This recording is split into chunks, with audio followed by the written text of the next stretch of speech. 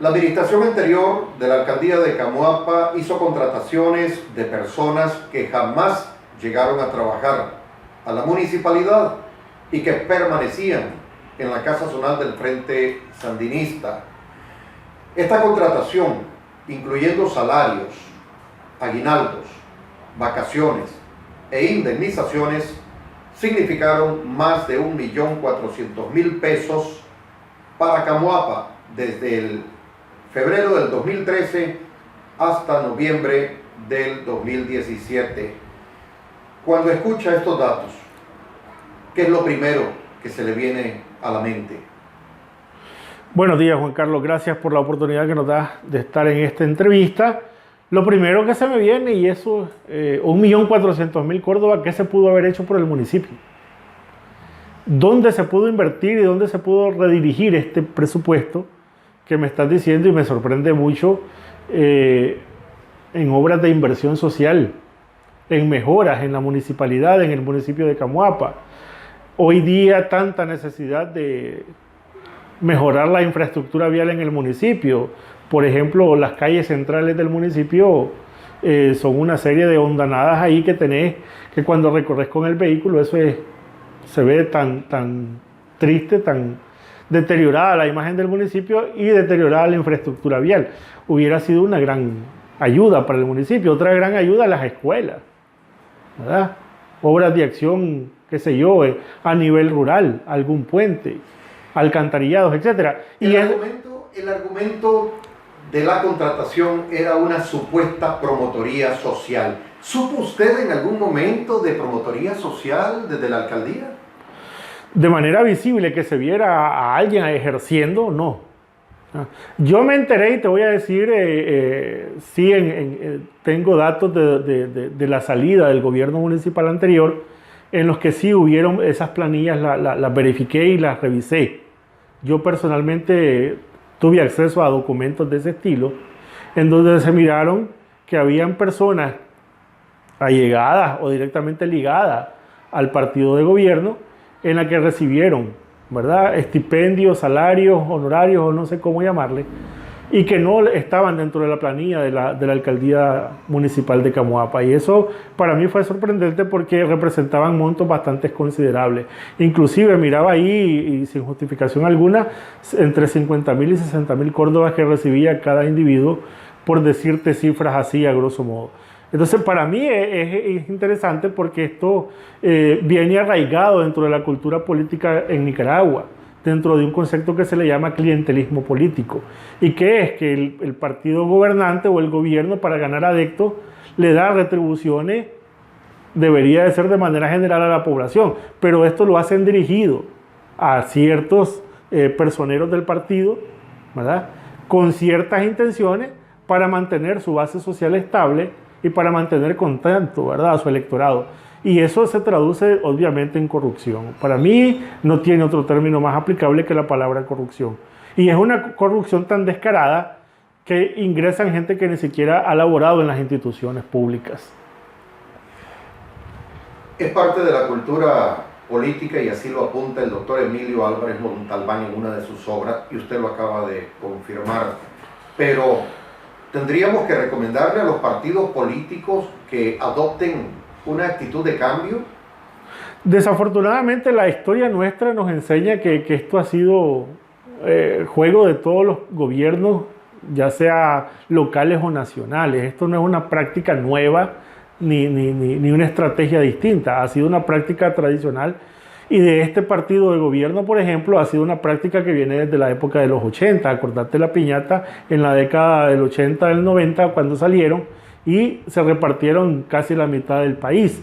Esto es una práctica ya vieja, Juan Carlos, y entonces de ahí que ya traen unos conceptos desvirtuados, por no decir ya... clientelismo político, por ejemplo, ya ha sido degenerado el concepto. Ya no es el concepto real como se concibió inicialmente, y eso implica que nosotros estemos viendo estos actos de manera repetitiva en la historia. Los partidos políticos no deben prestarse a este tipo de estrategia, de ninguna manera abona al desarrollo político democrático ni al fortalecimiento de partidos políticos. Los partidos políticos se fortalecen incluyendo gente que le opine, que le genere crítica, que le genere acción, que le genere liderazgo dentro de la organización.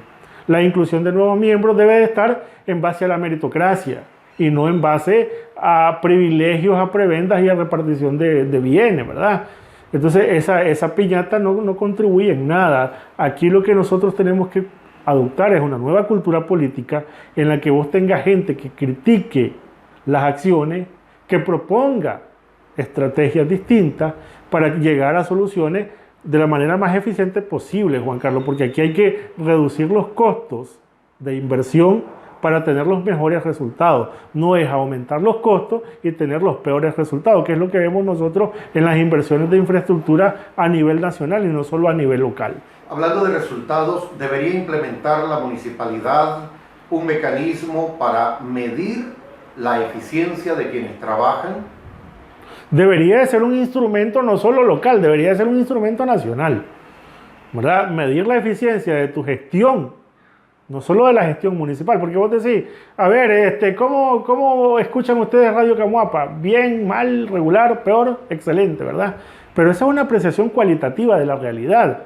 La apreciación cuantitativa vos la haces con equipos, con mediciones, ¿verdad? El poder que tiene el alcance de tu radiotransmisor, etcétera, ¿verdad? ¿Cuánto poder tiene en ondas de frecuencia la radio? Y entonces vos decís realmente si la radio tiene la verdadera fuerza y potencia para llegar a todo el territorio que vos querés cubrir. De igual manera, la alcaldía tiene que medir no solo su eficiencia como institución, sino también la eficiencia de sus trabajadores.